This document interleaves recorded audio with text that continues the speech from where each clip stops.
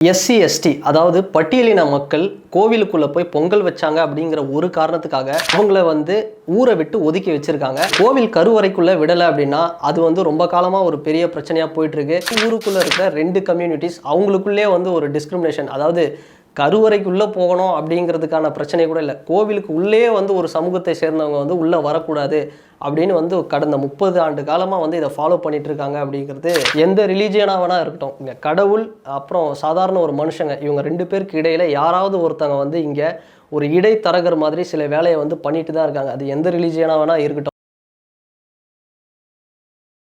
SC ST அதாவது பட்டியலின மக்கள் கோவிலுக்குள்ளே போய் பொங்கல் வச்சாங்க அப்படிங்கிற ஒரு காரணத்துக்காக யாரெல்லாம் அந்த கோவிலுக்குள்ளே போய் பொங்கல் வச்சாங்களோ அவங்களுடைய பேரெல்லாம் ஒரு லிஸ்ட் எடுத்து, அவங்களுடைய ஃபேமிலிஸ் எல்லாம் ஒரு லிஸ்ட் எடுத்து அவங்கள ஊரை விட்டு ஒதுக்கி வச்சுருக்காங்க. அவங்களுக்கான வேலைகள் எல்லாமே பறிச்சிருக்காங்க. அவங்க சப்போஸ் கடைக்கு போனாலும் சரி அவங்களுக்கு எந்த ஒரு பொருளும் தரக்கூடாது. அவங்கள ஃபினான்ஷியலாக எந்த ஒரு சப்போர்ட்டும் பண்ணக்கூடாது. யாரும் எந்த ஒரு ஹெல்ப்பும் பண்ணக்கூடாது அப்படின்னு அவங்க மேலே ஒரு கடுமையான ஒரு ரூல் அந்த கிராமத்தில் கொண்டு வந்திருக்காங்க. ரீசெண்டாக பார்த்தோம் அப்படின்னா கேப்டன் மில்லர் அப்படின்னு ஒரு படம் வந்தது. அந்த படத்தில் தனுஷ் நடிச்சிருந்தார். அந்த படத்துடைய கதை என்ன அப்படின்னு பார்த்தோம்னா ஆலய நுழைவு போராட்டம். அதாவது ஆதிக்க வர்க்கத்தில் இருக்கிற சில பேர் என்ன பண்ணியிருக்காங்க, அந்த ஊரில் இருக்கிற தாழ்த்தப்பட்ட மக்களை கோவிலுக்குள்ளே வரவிடாமல் ரொம்ப காலமாக பண்ணியிருக்கிறாங்க. ஸோ இதை எதிர்த்து தாழ்த்தப்பட்ட சமூக மக்கள் என்ன பண்ணாங்க, அந்த படத்தில் கோவிலுக்குள்ளே போகணும் அப்படின்னு பல போராட்டங்கள் பண்ணி கடைசியாக போகிறது தான் இந்த படத்தோட கதை. இந்த படம் ஒரு நல்ல படம். இது ஒரு சூப்பரான படம், நல்ல தேவையான ஒரு படம் இன்றைய காலகட்டத்துக்கும் அப்படின்னு இந்த படத்தை பார்த்துட்டு நிறைய பேர்கிட்ட சொல்லும்போது சில பேர் இந்த படத்தை பற்றி நியூஸ் சேனல் சோஷியல் மீடியா இதில் சொன்னது என்ன அப்படின்னா, இப்போல்லாம் யார் அது மாதிரிலாம் இருக்கா, அந்த மாதிரியான சம்பவங்கள்லாம் கிடையாது. சும்மா சினிமாவில் சில பேர் என்ன பண்ணுறாங்க, இந்த சாதியை வச்சு படம் எடுத்து அரசியல் பண்ணி அது மூலயமா காசு சம்பாதிக்கணும் அப்படிங்கிறதுக்காக தான் இது மாதிரியான படங்கள் எடுத்துகிட்டு இருக்கிறாங்க. அதனால தான் இந்த கதையை வச்சு வியாபாரம் பண்ணுறதுக்காக சமூகத்தில் ஒரு பிளவுபடுத்துறதுக்காக இது மாதிரி படங்கள்லாம் வருது அப்படின்னு சொல்லியிருந்தாங்க. ஸோ அவங்க சொல்கிற அந்த கருத்தெல்லாம் பொய்யாக்குற மாதிரியே தான் இந்த சம்பவம், இந்த திருப்பூர் சம்பவம் வந்திருக்கு. அண்ட் தமிழ்நாட்டுடைய விளையாட்டுத்துறை அமைச்சர் உதயநிதி ஸ்டாலின் அவர்களும் இந்த படத்தை பார்த்தாரு. இந்த படம் ஒரு நல்ல படம், சமூகத்துக்கு தேவையான ஒரு படம், நல்ல ஒரு கருத்துள்ள படம் அப்படின்னும் அவர் சொல்லியிருந்தார். இது மாதிரி எதுவுமே இல்லை, எல்லாமே நல்லா இருக்குது, சூப்பராக தான் போயிட்டுருக்கு, இந்த மாதிரி படங்கள் எடுத்து சண்டையை உண்டாக்குறாங்க அப்படின்னு சொல்கிறவங்களுக்கெல்லாம் மீண்டும் ஒரு முறை இந்த திருப்பூர் சம்பவம் அப்படிங்கிறது சிலரை பொய்யாக்கியிருக்கு அப்படின்னு தான் சொல்லணும். கடந்த 30 வருஷமாக பார்த்தோம் அப்படின்னா திருப்பூர் மாவட்டத்தில் இருக்கிற பொங்குபாளையம் அந்த கிராமத்தில் அங்கே இருக்கிற கோவிலில் பட்டியலின சமூக மக்கள் போகக்கூடாது அப்படின்னு ஒரு தடை ஒன்று இருக்குது. ஸோ இந்த முறை என்ன பண்ணியிருக்காங்க அப்படின்னா, ஒரு சமத்துவ பொங்கல் வைக்கணும் அப்படிங்கிறதுக்காக கோவிலுக்குள்ளே போயிருக்காங்க.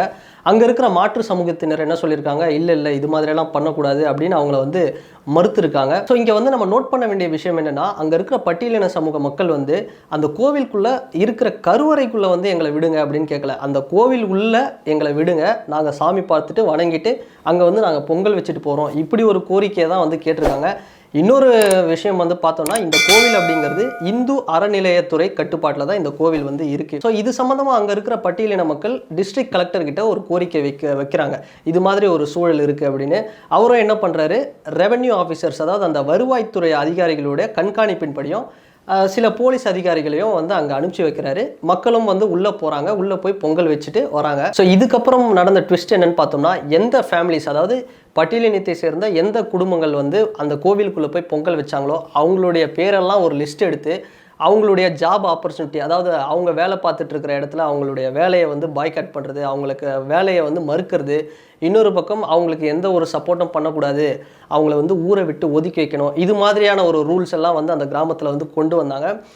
இதை பற்றி விசாரிக்கும் போது என்ன சொன்னாங்க அப்படின்னா, அங்கே இருக்கிற மாற்று சமூகத்தினர் தான் இது மாதிரியான விஷயங்கள் எல்லாம் கொண்டு வந்தாங்க அப்படின்னு சொல்கிறாங்க. ஸோ இந்த விஷயம் சம்மந்தமாக அங்கே இருந்த அன்னைக்கு அந்த கோவிலுக்குள்ளே போகாத பட்டியலின மக்களில் சில பேர் சொன்னது என்ன அப்படின்னா, நாங்கள் ரொம்ப காலமாகவே அங்கே போகாமல் தான் இருக்கோம், எங்களோட விருப்பத்தோடு தான் நாங்கள் உள்ளே போகாமல் இருக்கோம், அதனால் எங்களுக்கு எந்த பிரச்சனையும் இல்லை அப்படின்னு சொல்லியிருந்தாங்க. ஸோ அன்னைக்கு கோவிலுக்கு போன ஒரு 9 குடும்பங்களை ஏன் நாங்கள் தனியாக வச்சோம், ஊரை விட்டு ஒதுக்கி வச்சோம் அப்படிங்கிற ஒரு காரணத்தை அன்னைக்கு கோவிலுக்கு போகாத மற்ற பட்டியலின சமூகத்தை சேர்ந்தவர்கள் விளக்கம் இது மாதிரி சொல்லியிருந்தாங்க. ஆனால் டெப்த்தாக என்னதான் இந்த இடத்துல நம்ம ஒரு விஷயத்தை ஆழ்ந்து கவனித்தாலும் அங்கே இருக்கிற மாற்று சமூகத்தினர் அவங்க கொடுக்குற ஒரு ப்ரெஷர், அவங்க கொடுக்குற ஒரு த்ரெட்டுனால தான் மற்றவர்களும் வந்து ரொம்ப காலமாக வந்து உள்ளே போகாமல் இருக்காங்க. பட்டியலின மக்களுக்கிடையே ஏன் வந்து ஒரு குரூப் வந்து உள்ளே போன அந்த 9 ஃபேமிலிஸ்க்கு வந்து சப்போர்ட் பண்ணலைன்னா அதுக்கு காரணம் எங்கே வந்து அவங்களுக்கு சப்போர்ட் பண்ணாங்க அப்படின்னா அவங்களுடைய ஜாபம் வந்து பறிக்கப்படுமோ மாற்று சமூகத்தினருடைய அந்த ப்ரெஷர்னால அப்படின்ற ஒரு காரணமாக தான் வந்து நம்ம இதை பார்க்கணும். ஸோ இப்போ வந்து ஒரு கோவில் கருவறைக்குள்ளே விடலை அப்படின்னா அது வந்து ரொம்ப காலமாக ஒரு பெரிய பிரச்சனையாக போயிட்டுருக்கு. அதற்காக சில சட்டங்களும் வந்து கொண்டு வரப்பட்டிருக்கு.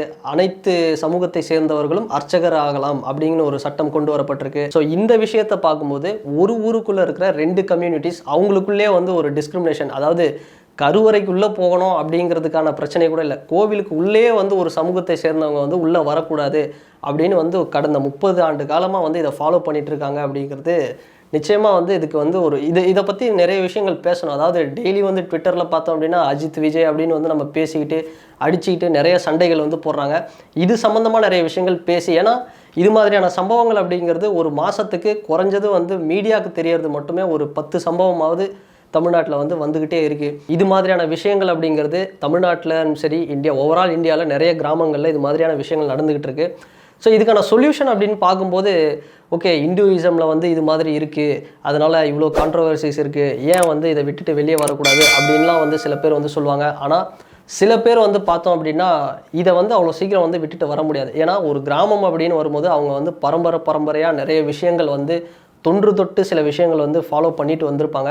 ஏதோ ஒரு காலகட்டத்தில் அவங்கள வந்து டிஸ்கிரிமினேஷன் அவங்க வந்து ஃபேஸ் பண்ணும்போது அதுக்கான ஒரு போராட்டமாக அதுக்கு என்ன சொல்யூஷன் பண்ணணுமோ அதை தான் வந்து அவங்க போராடி பெறணுமே தவிர அதை கம்ப்ளீட்டாக வந்து விட்டுட்டு போக முடியாது. ஏன்னா எந்த ரிலீஜியனாக வேணால் இருக்கட்டும், இங்கே கடவுள் அப்புறம் சாதாரண ஒரு மனுஷங்க இவங்க 2 பேருக்கு இடையில் யாராவது ஒருத்தங்க வந்து இங்கே ஒரு இடைத்தரகர் மாதிரி சில வேலையை வந்து பண்ணிட்டு தான் இருக்காங்க. அது எந்த ரிலீஜியனாக வேணால் இருக்கட்டும், எல்லா இடத்துலையுமே வந்து அப்படி ஒரு ஆள் நடுவில் வந்து ஒரு நாட்டாவை வந்து பண்ணிட்டு தான் இருக்காங்க. ஸோ அதனால் அந்த இடத்துல இருக்கிறவங்க சில பேர் வந்து சரியான ஒரு விஷயத்தை பண்ணாங்க, ஒரு சரியான ஒரு ஈக்குவாலிட்டியை வந்து கொடுத்தாங்க அப்படின்னா இது மாதிரியான ஒரு பிரச்சனைலாம் வந்து இருக்காது. ஸோ இது மாதிரியான விஷயங்களெல்லாம் வந்து பேசி இதில் வந்து பாதிக்கப்பட்டவங்களுக்கு வந்து சப்போர்ட் பண்ணுறதும், இன்னொரு பக்கம் அவங்க ஏன் அப்படி பண்ணாங்க, இது ஏன் வந்து காலத்தில் வந்து மாற மாட்டேங்குது, இதுக்கான ஸ்டெப்ஸ் என்ன, இதுக்கான ரிஃபார்ம்ஸ் என்ன அப்படிங்கிறத நாம் வந்து பேசுறது அப்படிங்கிறது அதுவே வந்து ஒரு பெரிய விஷயம் அப்படின்னு தான் சொல்லணும். அண்டு இந்த இஷ்யூ பற்றின உங்களுடைய கருத்து என்ன அப்படிங்கிறத இந்த கமெண்ட் செக்ஷனில் பதிவிடுங்க. அண்ட் இந்த வீடியோ உங்களுக்கு பிடிச்சிருந்ததுன்னா லைக் பண்ணுங்கள், ஷேர் பண்ணுங்கள், கமெண்ட் பண்ணுங்கள், சப்ஸ்கிரைப் பண்ணுங்கள். அண்ட் வேறு ஒரு வீடியோவில் வேறு ஒரு கண்டென்ட்டில் நான் உங்களை பார்க்குறேன். பாய்.